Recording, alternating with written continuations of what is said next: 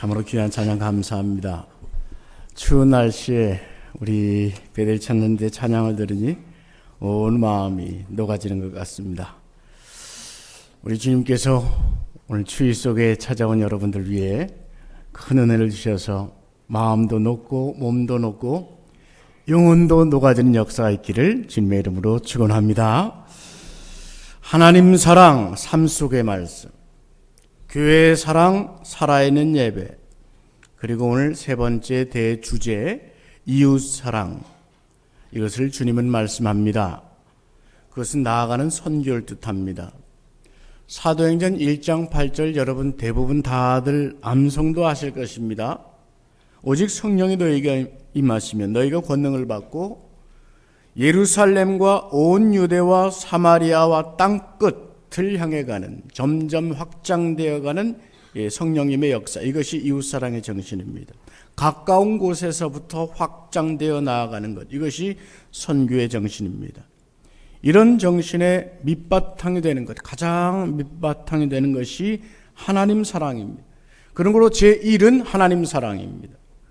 우리 모두가 비전을 함께 공유하기 위해서 전교인 일 수련회를 가졌는데 그때 내용들 중에 5개의 페이지 컷만 재확인을 위해서 여러분과 함께 그 그림을 보고자 합니다. 첫 번째 그림은 우리 사명선언과 핵심 가치입니다. 우리 현수막에 보면 가운데 나와 있는 보라색, 붉은색, 빨간색 그리고 녹색으로 되어 있는 이 세 개의 문양입니다. 이것은 하나님 사랑, 교회 사랑, 이웃 사랑을 뜻합니다. 한번 따라 합시다. 하나님 사랑, 교회 사랑, 이웃 사랑. 여기에는 색 하나하나가 다 의미가 있죠. 보라색, 빨간색, 녹색. 이것은 예배학에서 고래로 예전적으로 사용하는 왕과 예수 그리스도를 뜻할 때 보라색, 이것이 하나님 사랑, 삶 속의 말씀입니다. 빨간색은 성령님을 뜻합니다. 또 고난과 열정도 뜻합니다. 교회의 사랑을 뜻합니다. 살아있는 예배입니다.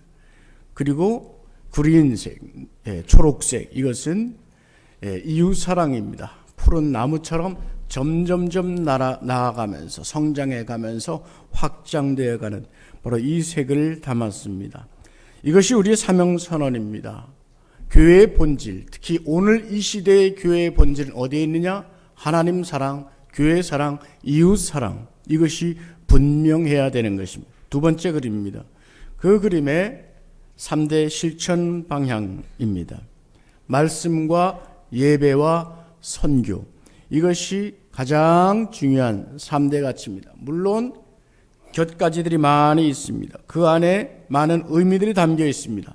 제자 훈련도 담겨 있고 청지기 훈련도 담겨 있고 말씀 훈련 담겨 있고 수없는 것들이 다 담겨 있습니다만은 그 내용들은 정리를 잘 해서 우리 홈페이지가 개편되는 대로 홈페이지 속에 잘 기재가 될 것이고 책자료도 남겨놓도록 하겠습니다. 한번 따라 합시다. 말씀, 예배, 선교. 시작. 분명해야 됩니다. 이것이 분명하고 단순해야 됩니다. 말씀, 예배, 선교. 오늘 우리가 모여 있으면 무엇을 위해서 모여 있는가? 말씀, 예배, 선교 중에 하나라 해야 됩니다.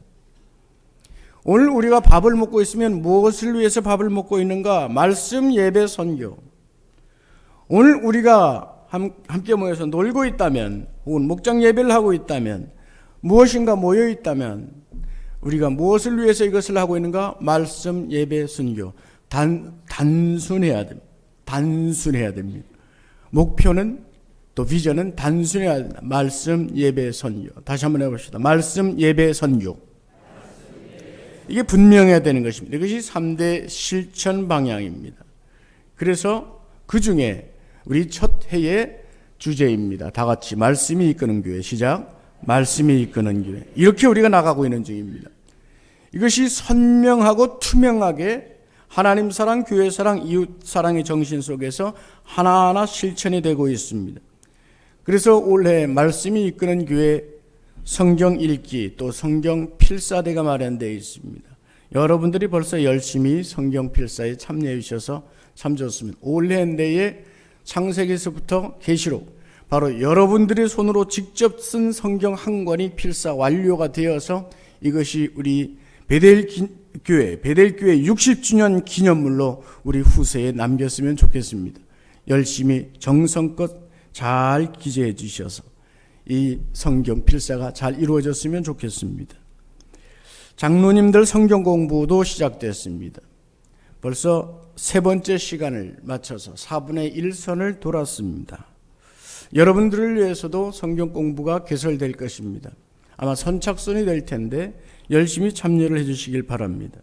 그리고 여러분들에게 말씀 생활을 위한 도움을 드리기 위해서 여러 해, 여러 시간 비교하고 여러 자료를 연구한 끝에 큐티인이라는 책자를 여러분 선물로 추천해 드렸습니다. 그래서 많은 분들이 그것을 구입을 했습니다. 교회에서 본래 5,000원을 1,000원을 매칭을 해서 4,000원에 이것을 주문 구입해서 배포해 드렸죠. 1, 2열분 70권이 처음으로 나갔습니다. 다음 3, 4월분이 조만간 신청을 받을 텐데 아마 선착순으로 진행돼야 될 것 같고 직접 여러분들이 1년 구독하셔도 좋을 것이라고 생각을 합니다. 그것이 바로 이 책자입니다. 큐티인 책자입니다. 말씀이 이끄는 삶. 이것은 여러분 말씀이 여러분을 어떻게 행복하게 해드릴 것인지를 분명하게 체험하게 해주실 것입니다. 책자를 쭉 읽어만 내려가도 나중에 제가 이 공부를 큐티 공부를 또 하겠습니다만은 이 큐티를 하는 중에 여러분 하루하루 채워가는 이 정말로 말씀이 주는 맛이 참으로 우리에게 있을 것입니다. 그것을 경험해 가시길 바랍니다. 그리고 우리가 함께 보아야 할 중요한 실현 가치가 실천 방향이 선교적 신앙입니다. 선교는 여러분 교회 살림에서 부차적이거나 혹은 선택적이 아니라는 사실을 잘 기억해야 됩니다. 우선 교회가 어려우면 선교부터 끊고 봅니다. 선교부터 줄이고 봅니다. 이것은 하나님이 기뻐하실 일이 아닙니다. 이유는 선교는 교회의 본질이기 때문입니다. 사도행전 6장에서 보면 예루살렘의 초대교회가 성장했습니다. 부흥했습니다. 넉넉해지고 그 안에서 만족했습니다. 아마 그 안에서 서로 나누며 행복했던 것 같습니다. 그런데 하나님의 뜻은 거기에 있지 않았습니다.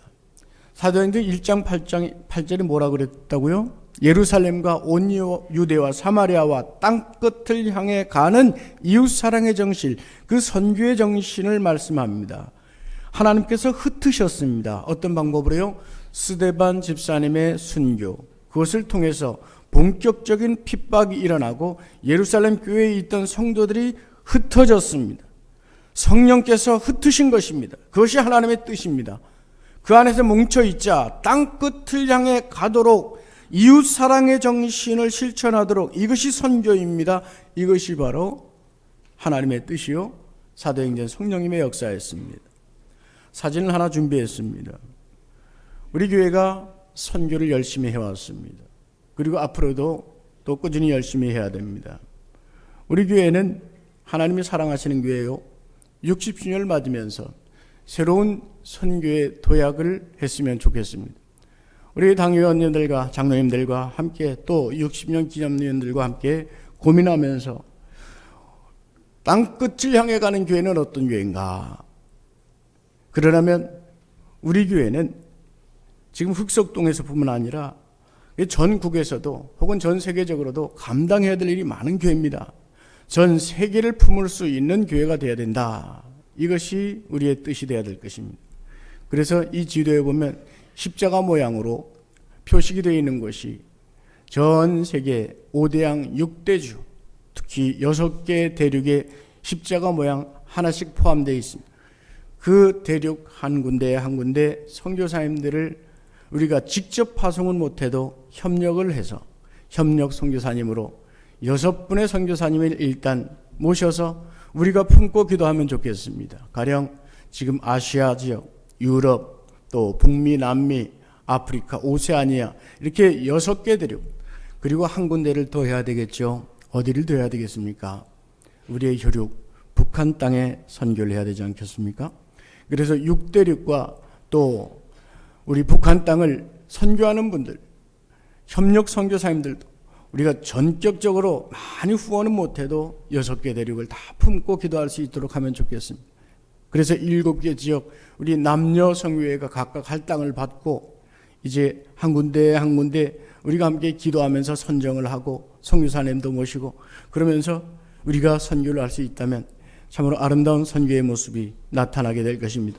이러한 비전들을 품고 이웃사랑의 정신을 선교 이것으로 우리 모두 함께 실천해 가는 것입니다. 여러분 기억해야 될 것이 있습니다. 반드시 기억해야 될 것입니다. 물이 흐르지 않고 고이면 그 물이 썩습니다. 피가 흐르지 않고 고이면 몸이 죽습니다. 성령님의 역사는 흘러가야 합니다. 다시 말씀드리지만 우리 교회 베델교회는 해야 될 일이 있습니다. 흑석동뿐만 아니라 우리 노예에서뿐만 아니라 5대양 6대주를 품고 함께 뻗어나가야 되는 것, 이것을 기도하며 이것을 감당해낼 때 하나님께서 은혜를 주실 것입니다. 어떤 분들은 말합니다. 우리가 먼저 먹고 살아야죠. 예, 여러분 교회 충분히 우리가 감당할 수 있습니다. 뭐 이웃을 위해서 나눠줍니까? 우리가 먼저 먹고 살아야죠. 여러분 이런 말들이 교회 내에서 나오지 않도록 해주십시오. 정말로 하나님의 뜻이 어디인가를 생각해야 됩니다. 심지어 이렇게까지 품어봅시다. 이웃 사랑을 실천하며 열심히 선교하는 중에 그 교회 망했다더라. 하나님이 그 교회를 축복하시지 않겠습니까? 이웃 사랑의 실천, 이것만을 하자는 것이 아닙니다. 하나님 사랑을 정말로 깨달으며 그 본질 속에서 말씀이 이끄는 대로 한번 우리가 해보자는 것이죠. 하나님께서 이 일을 선히 이루시고 우리에게 더욱 복을 주실 줄로 저는 믿습니다. 첫 번째, 하나님 사랑이라고 했죠. 하나님 사랑을 제대로 하게 되면 놀라운 일이 벌어집니다. 예, 꺼주셔도 됩니다. 하나님 사랑을 제대로 하면 놀라운 일이 벌어진다는 것이 단순 논리로 이웃 사랑이 저절로 된다는 그런 말이 아닙니다. 여러분 기억하십시오. 하나님 사랑이란 하나님을 사랑하는 말도 되지만 근원적으로는 하나님의 사랑을 깨닫는다는 뜻입니다. 우리가 어찌 하나님을 사랑하겠습니까? 솔직히 그렇잖아요. 하나님이 우리를 사랑해 주시는 것이죠. 그렇잖아요. 다만 그 위대하신 하나님의 사랑 속에 있는 내 자신을 발견하는 것이 중요합니다. 그러므로 그 사랑에 감사 감복하여 하나님을 사랑하지 않을 수 없는 것이죠. 우리가 하나님을 사랑하여 하나님을 믿게 됐습니까? 아니잖아요. 하나님이 우리가 죄인 되었을 때 우리를 사랑하셔서 우리가 하나님을 믿게 된 것 아니었습니까? 이것을 우리가 믿음으로 순종하는 것 아니겠습니까? 여러분 정말로 내가 얼마나 위대한 사랑을 받고 있는지, 내가 얼마나 소중한 존재인지를 발견하셔야 합니다. 그게 중요합니다. 왜냐? 오늘 주님 말씀하시기를 이웃 사랑하기를 내 자신같이 하라고 했습니다. 내 자신같이, 내 자신을 사랑할 수 있어야 된다, 이런 말입니다. 하나님의 그 사랑 안에서 내가 이처럼 사랑받는 소중한 존재라는 사실을 깨닫게 될 때라야 비로소 우리는 자기 자신을 제대로 사랑할 수 있습니다. 이것이 중요합니다, 여러분. 자기 자신을 제대로 사랑할 수 있는 것이요. 그리고서야 이웃 사랑을 제대로 할 수 있다는 것입니다. 공허한 동정은 여러분 사랑 아닙니다. 내 속에 들이찬 하나님의 사랑, 이것이 채워져야 참된 사랑이 됩니다. 세상 사람들을 가만히 들여다보면 이분들도 자신을 아끼고 사랑하는 것 같습니다. 예, 열심히 몸도 가꾸고 또 마음도 가꾸고 또 집안도 가꾸고 가정도 가꾸고 자신을 사랑하고 있는 것 같지만 대부분 여러분 왜곡된 사랑과 그릇된 마음으로 자신을 아끼는 경우가 많습니다. 이것을 뭐라 그랬습니까? 나르시시즘이라 그러죠. 나르시시스가 누굽니까? 그리스 신화에 나오는 한 요정인가요? 사람인가요? 연못에 비친 자기 모습을 보고 너무 좋아서 자기 욕심에 빠져서 그것을 쳐다보다가 그냥 거기서 죽습니다. 그래서 무슨 수선화가 됐다나 뭐가 됐다나. 여러분 생각해 보십시오. 나르시스 있으면 자기를 사랑하는 게 아닙니다. 자가 사랑받는 것을 좋아하는 욕망을 채워가는 게 나르시시즘. 이것은 교만에서 시작되는 것입니다. 자기 욕망을 채우기 위해서 시작하는 것입니다. 그 안에서 교만해서 자기를 아끼는 것은 멸망으로 마치는 것입니다. 오로지 자기 자신을 가장 잘 아시는 하나님, 나를 만드신 하나님 안에서 나를 발견함으로써야 나는 내 영혼을 제대로 발견할 수 있고 내가 얼마나 소중한 존재인지 알 수 있고 그 사랑으로, 하나님이 나를 사랑하신 그 사랑으로 나를 가꾸어 갈 수 있는 것입니다. 그리고 그 사랑이 채워져서 흘러내리는 것이 바로 이웃 사랑인 것입니다. 이 이웃 사랑의 정신이 바로 선교의 정신입니다. 나아가는 선교가 바로 그 정신에 있습니다. 이웃 사랑이 관건입니다.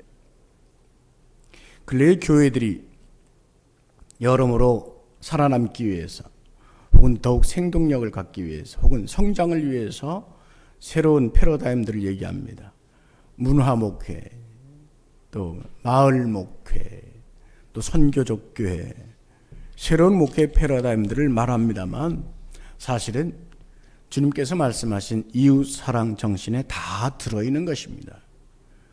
그리고 우리 베델교회가 그것을 벌써 오래전부터 해오고 있는 것입니다. 우리들이 수십 년, 몇 년이 됐습니까? 평생학교, 오래전 시작했던, 여러분 여기까지 열심히 해왔던 이게 이웃사랑의 가장 좋은 모델. 나사렛부가 예배하고 또한 교제하고 사랑 나누고 다 거기에 있는 것입니다. 문화학교, 하늘사다리, 또 오늘 아침에도 부지런히 다녀오신 우리 병원 선교팀, 또 여러모로 전도팀, 사역하는 모든 분들, 이게 다 이웃사랑의 정신으로 이 지역 속에서 함께 가는 교회, 마을 목회, 지역 목회에 벌써 우리는 열심히 해온 것입니다. 그런데 이런 모든 이웃사랑의 모든 행동들은, 그 사역들은 중요한 것이 있습니다. 정신적 기초가 든든해야 됩니다. 모든 행동은 본질이 흐트러지면 겉과 형식만 남게 됩니다. 그럼 어떻게 됩니까? 여러분, 감사와 감격이 없는 선물이 공허하듯이 우리 사역의 근본 정신이 없으면, 공허하게 되면, 겉과 형식만 남으면 그 일은 피곤하게 됩니다. 피로하게 됩니다. 성도는 영적인 존재잖아요. 우리는 성령의 사람이잖아요. 성령의 사람은 영적인 의미가 없으면 재미를 잃는 법입니다. 힘이 없는 법입니다. 그래서 우리 사역자들 정말로 조심해야 될 것, 직분자들도 늘 조심해야 될 것, 그 기초를 든든히 해야 됩니다. 평생학교가 예배를 우선 드리는 것 참 귀한 겁니다. 또 우리 나사렛부도 아침 7시에 나와서 열심히 찬양하고 예배하고 성경 공부하고 먼저 말씀 훈련하고 그리고 식사하고, 이런 정신은 대단히 중요한 것입니다. 한번 따라 하시겠습니다. 사명자이기 전에 예배자로 삽시다. 이것이 중요합니다. 간혹 과거에 교육전도사로 혹은 교육목사로 사역할 때 보면 교육부가 바쁘기 때문에 이 사역이 우선돼서 정작 본인 예배는 못 드리는 경우를 봅니다. 이게 한 번, 두 번 그러다 보면 습관에 대해서 예배를 못 드리고 사역만 하게 됩니다. 분명히 말씀드리지만 예배 없는 사역은 그 영혼을 공허하게 합니다. 재미없습니다. 예배가 드려져야 되는 것입니다. 가장 으뜸인 예배, 하나님의 사랑을 실천하고 그리고 사역자로 나가는 것입니다. 그런 거로 오늘 우리는 거대 담론으로 지역을 말하고 선교를 말하기 전에 먼저 우리 속에 사랑이 가득해야 함을 생각해야 됩니다.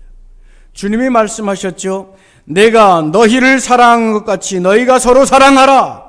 그러면 모든 사람들이 너희의 그 사랑을 보고 내 제자인 것을 알게 될 것이다.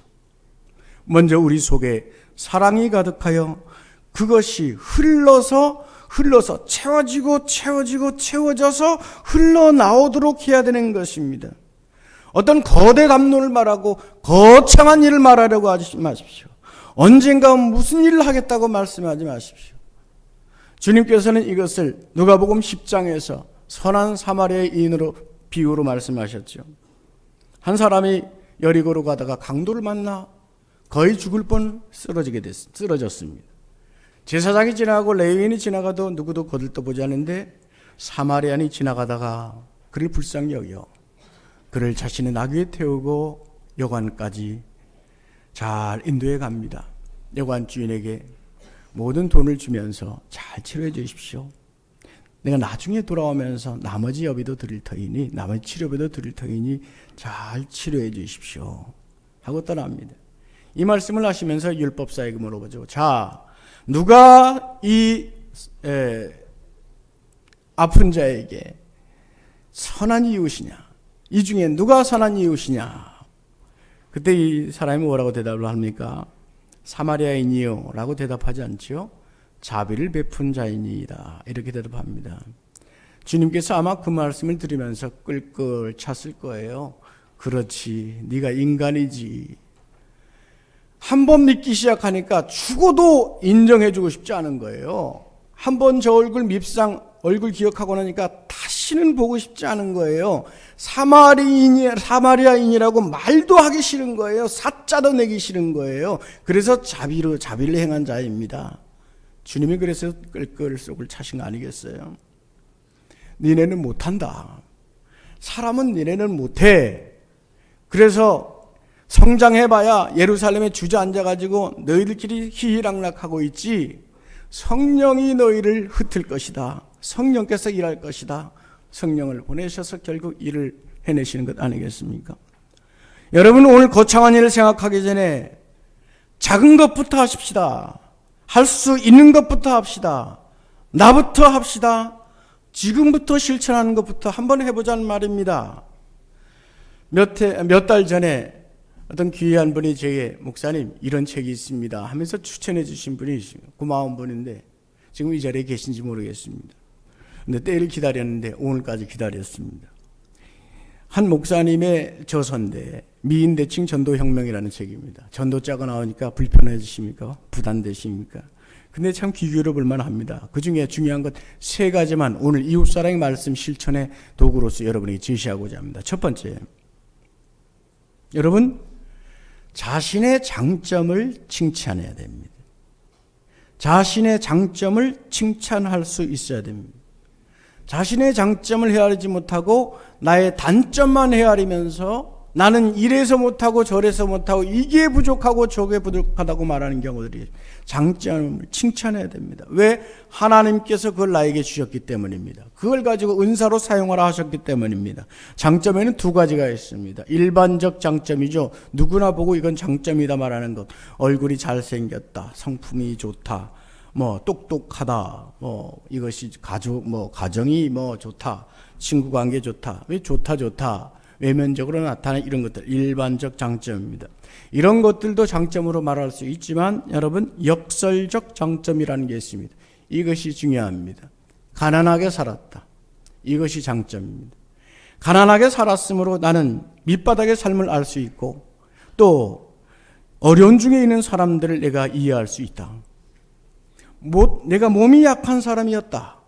몸이 약하기 때문에 지금도 나는 장애우들의 아픔이 무엇인지를 나는 몸으로 알 수 있고 지금도 마음이 아프고 상한 사람들을 감싸주는 일에 누구보다 더 열심히 할 수 있다.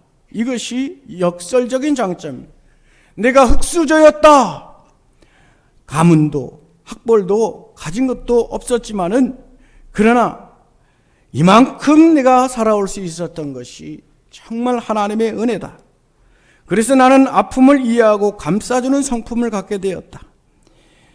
이것을 보고 이런 흙수저를 보고 혹은 가난한 자들 아픈 자들을 보고 업신여기거나 혹은 손가락질하거나 비웃는 그 미숙한 사람들조차 품을 수 있는 사람이 되었다. 이것이 본이 되는 큰 장점인 것입니다. 이런 장점들 여러분 하나님께서 내게 주셨습니다. 하나님께서 내게 주신 그 일반적 장점과 역설적 장점을 여러분 발견할 수 있어야 됩니다. 그리고 시간을 내어서 하나씩 노트도 해보시기 바랍니다. 기가 막힙니다. 하나님의 은혜가 얼마나 큰지. 여러분 큐티를 하시는 분들은 큐티 노트에 하나씩 그날 하루에 하나씩 첨가해보면서 기록을 해보세요. 물론 나의 단점도 보게 하지만 나의 장점도 하나씩 기록해 보십시오. 기가 막힙니다. 하나님이 내게 얼마나 많은 것을 주셨는지, 이것을 통해 하나님 사랑 안에서 자신을 사랑하는 관점의 변화가 있어야 됩니다. 하나님이 나를 얼마나 사랑하셨는지. 자신의 장점을 칭찬하십시오. 지나온 삶을 살펴보고 나를 인정하고 하나님 안에서 나 자신을 수용하고 또한 내 인생에 감사하면서 치유되고 변화되는 역사가 나타날 것입니다. 두 번째, 웃을 수 있어야 됩니다. 웃음이 중요합니다. 저는 여러분들을 뵈면서 참 여러분을 웃기려고 때때로 노력도 참 많이 합니다만은 여러분은 언제나 보면 안 웃을 준비가 되어 있는 분들이 많아요. 나는 절대로 안 웃을 테야. 어떤 일이 나는 칼을 들이대도 안 웃어. 안 웃을 준비가 돼 있어.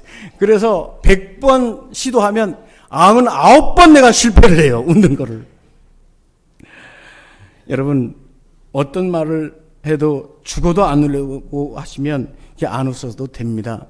근데 그건 여러분의 영혼에 좋지가 않습니다. 웃을 수가 있어야 됩니다.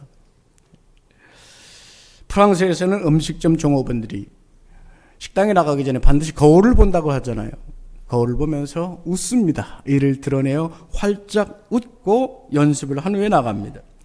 중국에서 또 유대인들, 중국이나 유대인들의 상인들 유명하잖아요. 그렇죠? 그 사람들은 웃지 않는 사람은 장사하지 말라. 미소가 준비되어 있지 않으면 가게 문을 열지 말라. 이런 속담들이 있습니다. 이런 건강한 기업에는 총수들이 웃습니다. 다른 이유가 아니라 웃으면서 그 모든 부하들에게 웃음이 흘러내려가도록, 그래서 기업이 활짝활짝 웃고 생동감 넘치도록 웃게 합니다. 그것이 기업 관리의 중요한 요소가 된다고 합니다. 교회 지도자들과 저도 많이 웃어야 될 것 같습니다. 여러분 저를 웃겨주시길 바랍니다. 교회 지도자들과 성도들이 많이 웃어야 되고 장로님들 많이 웃어야 됩니다. 여러분 우리 장로님들이 근래 성경공부를 하시면서 제가 한 분 한 분 대할 때 정말로 신비롭게 장로님의 자리가 있는 분들입니다. 한 분 한 분 이야기를 들어보면 자 어찌해서 신앙을 갖게 돼요. 정말 신비로운 중에 신앙을 갖게 되고 성령 체험도 하고 거듭남의 체험도 하고 그리고 여기까지 광야의 길을 거쳐가며 장로님들 되신 분들이에요. 그 가운데 여러분 모두가 기름 부음을 받았고 여러분의 찬사와 또한 인정함 속에 장로님들이 되셨습니다. 얼마나 귀합니까? 장로님들이 웃을 수 있도록 장로님들도 많이 웃으시고 이런 우리 모두가 웃어야 될 줄 믿으시길 바랍니다. 부흥하는 교회는 분명히 특징 하나가 있습니다. 어른들이 웃습니다. 어른들이 활짝활짝 웃습니다. 여러분 천만금의 교훈이 말을 해도요 안 웃으면서 말하면 듣기 싫습니다. 못 듣습니다. 들리지가 않는 겁니다. 웃어야 됩니다. 웃어야 됩니다. 그래도 안 웃잖아요. 서로 한번 보면서 인사합시다. 한번 웃읍시다. 시작. 웃어야 됩니다. 웃어야 됩니다. 웃어야 삽니다. 웃어야 삽니다. 미국 인디애나주 한 병원은 여러분도 들어보셨을 거예요. 하루 15초씩 웃으면 수명이 이틀 연장된다고 합니다. 하루 30초씩 3번만 크게 웃고 하루 30초씩 3번만 크게 30초씩 박수만 치면 치료가 됩니다. 암도 치료가 된다고 합니다. 웃을 준비를 항상 하고 있어야 됩니다. 교회 와서는 근심하고 사역하고 이거 어떻게 되려나 걱정할 준비하지 마시고 웃을 준비부터 하시길 바랍니다. 심지어 나는 이런 썰렁한 얘기를 할 테니까 끝나면 무조건 웃을 준비하세요. 오래전에 한 선교사님이 아프리카에 선교를 갔습니다. 선교를 가는데 그만 식인종을 만난 거예요. 이게 무시무시한 순간입니다, 여러분. 이거 어떻게 해야 되겠습니까? 나 살려라, 도망을 가야 되지 않겠어요? 아닙니다. 이 선교사님 침착하게 활짝 웃으면서 이 식인종을 향해서 90도로 팍 인사를 했다고 합니다. 그랬더니 식인종이 씩 미소를 띠면서 어깨 뒤에서 뭔가를 꺼내드려요. 칼인가 해서 봤더니 척 바나나를 주더라는 것입니다. 여러분 웃으세요. 네. 찬양대가 더 크게 웃어야 되는데 여러분 웃음이 약입니다. 아니 웃으면서 만날 수 있어야 됩니다. 어른들로부터 자녀들까지 웃으면서 웃음이 가득한 중에 이웃사랑의 그 모습들이 우리 중심에서부터 나타날 수 있기를 주님의 이름으로 축원합니다. 마지막 세 번째, 상대방을 칭찬할 수 있어야 됩니다. 자, 첫 번째는 자신의 장점을 칭찬해야 될 수 있다. 두 번째는 웃을 수 있어야 된다. 이 웃음 없으면 아무 소용 없습니다. 내 안에 아무리 뜨거운 얘기가 있어도 웃지 않으면 안 돼요. 웃으면서. 다음 마지막 세 번째는 칭찬할 수 있어야 됩니다. 칭찬할 수 있어야 됩니다. 인간에게는 세 가지 양식이 필요하다고 하죠. 영적인 양식인 말씀이 필요합니다. 또 육신의 양식인 밥이 필요하죠. 당연합니다. 그런데 또 하나의 중요한 것, 관계성의 양식되는 칭찬이 필요하다. 이렇게 말합니다. 세 가지 양식을 모두 얻을 수 있는 곳이 어딜까요? 어딜까요? 교회입니다. 교회에서 영적인 양식과 육신의 양식, 우리 밥 얼마나 맛있습니까? 우리 베들교회 밥 지금도 준비하고 계시는데 참 맛있습니다. 또 하나, 칭찬의 양식, 관계성의 양식을 먹을 수 있어야 됩니다. 서로 축복하고 칭찬하는 그 양식 말입니다. 교회 안에 칭찬이 회복되면 기쁨이 회복됩니다.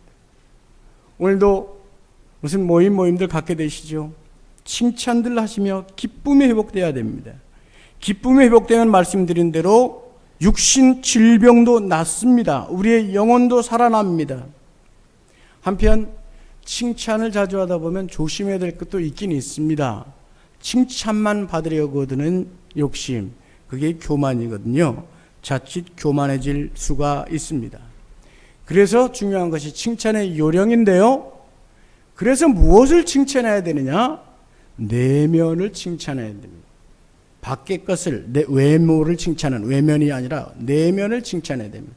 권사님, 오늘 가방을 보니까 명품이네요. 뭐 이런 거 말고요. 장로님, 오늘 양복 좀 필이 납니다. 이런 거 외모 말고요. 겉의 거는 금방 변하는 것이고, 그거 한번 칭찬받으면 그 다음엔 더 비싼 거 들고 가야 되잖아요. 그러니까 내면을 칭찬해야 됩니다. 권사님, 오늘 미소가 참 아름답습니다. 장로님, 존경합니다. 어르신, 존경합니다. 우리 오늘 목사님의 말씀이 참 귀하고 좋습니다. 장로님이 마음이 참 고우신 것 같습니다. 권사님 말씀하시는 것보다 내 마음을 만져줍니다. 뭐 이런 거 말입니다. 예? 전우적으로 한번 인사하셔볼까요? 이렇게 하십시다. 장로님, 집사님, 권사님 사랑하고 존경합니다. 한번 해보세요. 존경합니다. 시작. 존경합니다.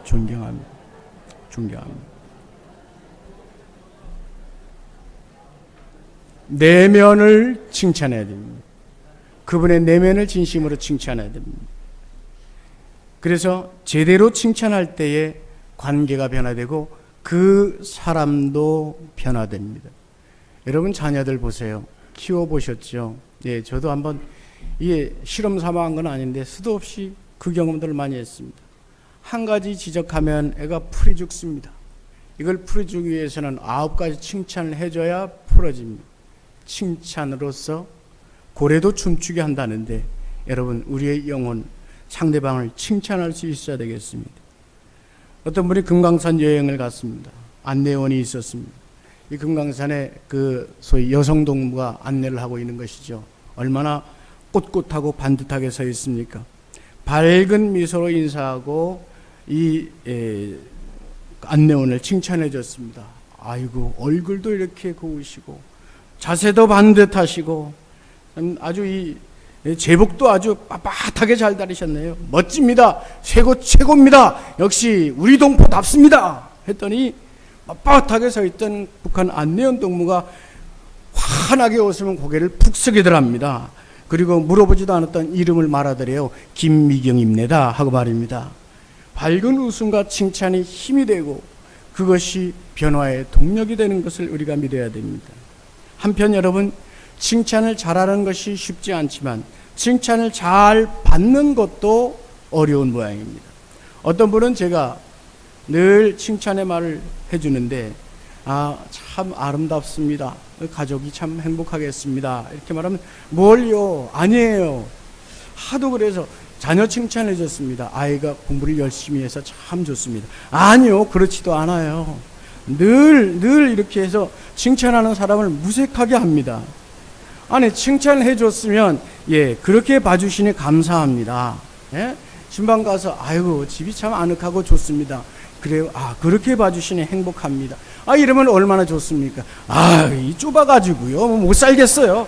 자, 그렇게 답한다면 칭찬하는 사람은 얼마나 민망하겠습니까?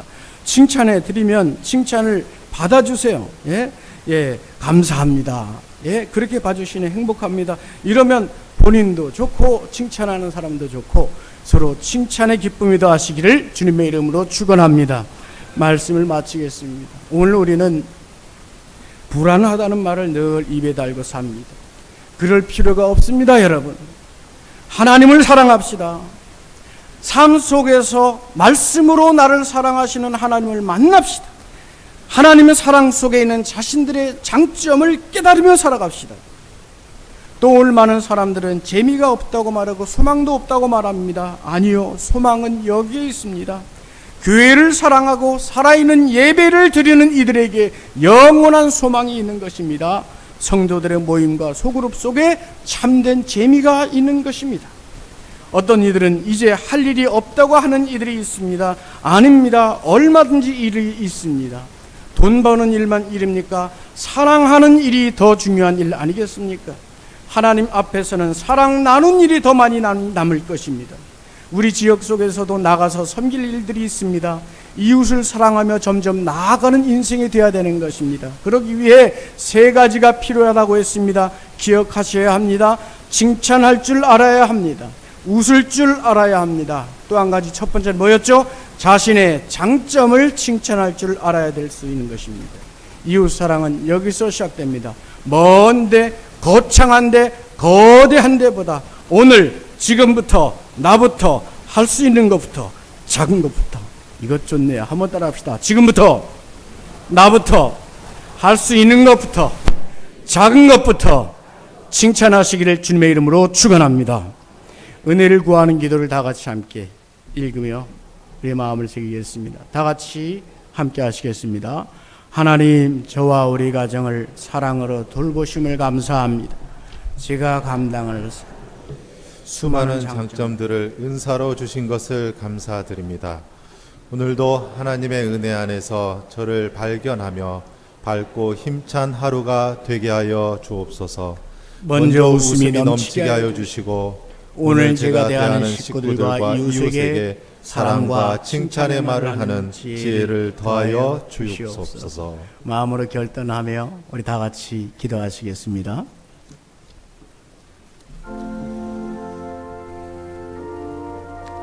하나님 아버지, 주님의 사랑과 은총, 그 안에서 우리 자신을 발견하고 또 발견할 수 있게 해주십시오. 그래야 하나님이 나를 얼마나 사랑하셨는지 내 안에 수많은 장점들을 발견하고 칭찬하게 해주십시오. 내게 주신 은사가 얼마나 큰 것인지, 구속사의 은혜 속에서 하나님께서 내게 주신 경험이 얼마나 큰 것인지,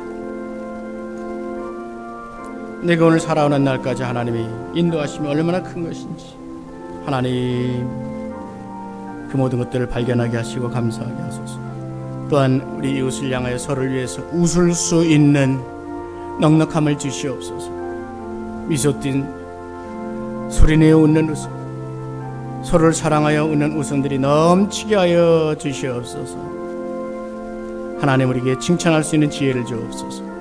칭찬을 받을 수 있는 지혜도 허락하여 주시고, 칭찬의 말들, 우리 내면의 말들이 살아나고 변화되는 역사들을 허락하여 주시옵소서. 주님, 기름 부으심의 축복으로 우리 모두가 우리 자신으로부터, 성도로부터 사랑이 넘치게 해 주옵소서. 사랑의 하나님, 오늘도 주님의 은총이 저희로 모여 예배하게 하심을 감사옵나이다. 저희 영혼으로부터 기쁨이 근원이 되게 하여 주시옵고, 저희를 향한 사랑으로 인해 감사와 찬미가 더하게 하여 주시옵소서. 하나님의 사랑 속에서 우리 자신을 발견하며 우리를 진정으로 사랑으로 바라볼 수 있고 사랑으로 채워갈 수 있도록 축복하여 주시옵소서. 이웃을 사랑하기에 앞서 우리를 향한 하나님의 사랑의 웃음을 보게 하여 주시옵고, 또한 다른 사람들의 장점도 잘 보이는 눈이 되도록 우리 심령과 우리의 눈을 변화시켜 주시옵소서. 그래 복음을 품은 저희의 입술이 칭찬의 입술로, 사랑과 웃음의 입술로 아름다운 변화의 능력도 더하도록 축복하여 주시옵소서. 예수님의 이름으로 기도하옵나이다. 아멘.